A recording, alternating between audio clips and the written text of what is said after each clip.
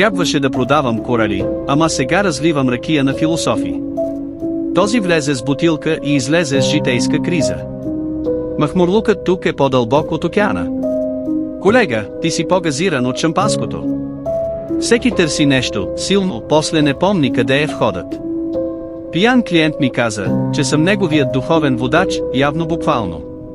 Ако още някой каже, на здраве, с оцет, затварям магазина. Рибите не пият, ама вие ме карате да преосмисля еволюцията.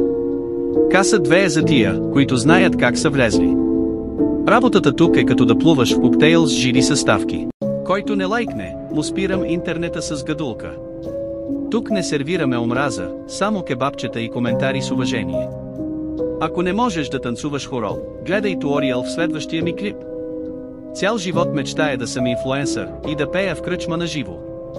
Тая носия не е само за стил, тя е Certified YouTube Trip.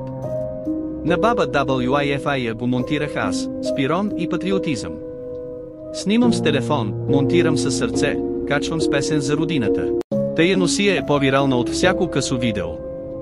Овцете в ритъм, ракията в пиксели, YouTube, ти не си готов. Не съм инфлуенсър, аз съм фолклорен формат. Баба ме пита какво е алгоритъм, аз и кратко дадох линк и салата.